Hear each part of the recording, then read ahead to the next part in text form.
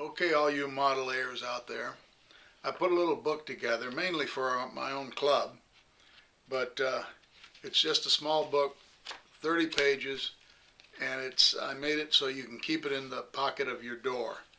And I call it Get a Horse, and it's what to do when your Model A lets you down, when it stops on the road.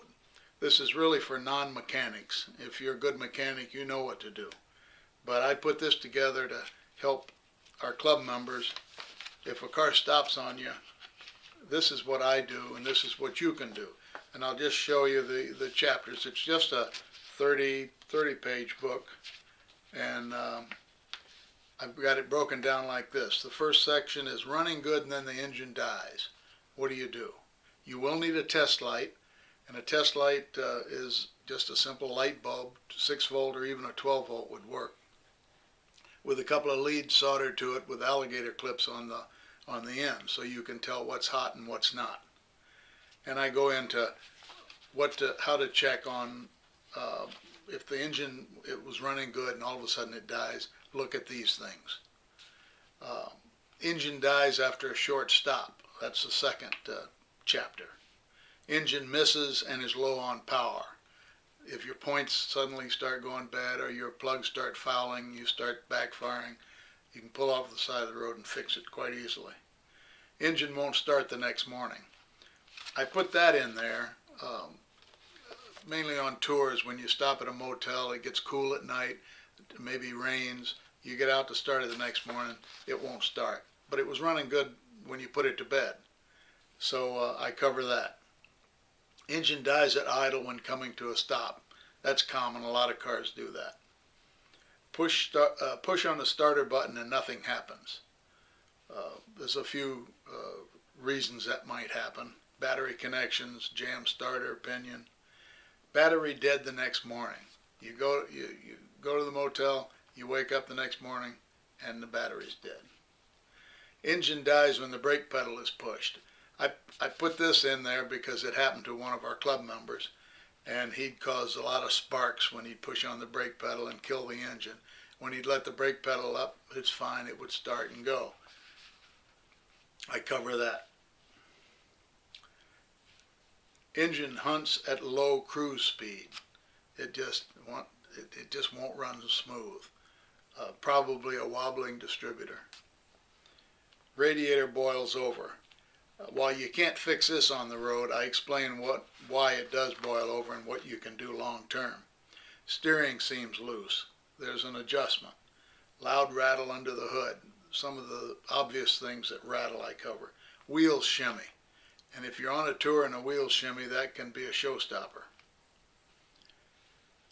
Engine has a tick-tick noise.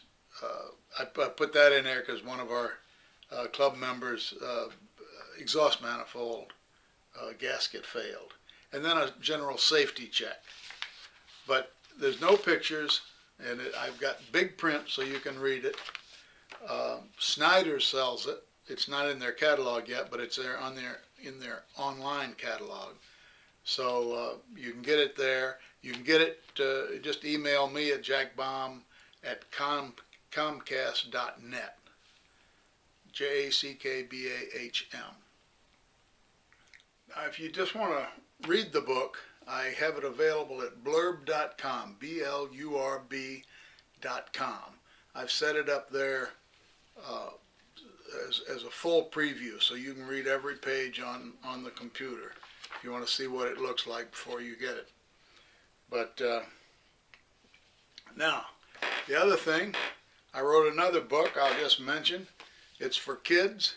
I call it Engineering Stuff, and it's about the same size as that one, about 30 pages, written pretty simple. I target it for ages 10 to 16, but I have to warn you, it's for future geeks or eggheads, the kids who like engineering things and want to understand why things happen. And some of the stuff I cover is basic electricity, power plants. I explain how the various power plants work, a little bit on heat transfer, what makes summer and winter, why do we have summer and winter, the planets cause it, and why do we have it? The tilt of the Earth on its axis is really what does it. Why are days longer in the summer than in the winter? What causes tides? That's the moon and the sun. Safety things. I just mentioned some general engineering things. I cover a little bit on sound and the Doppler effect. Well, the Doppler effect is the next chapter.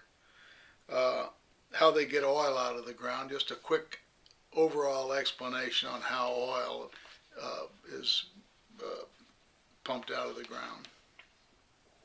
The loading of a beam, a little mechanics there. I cover vibration, and then a few things to think about. And I have an engineering problem at the end. But if you're interested in that, the only place you can get this is from me. So it's just a simple little book. I'll send it to you for less than $10.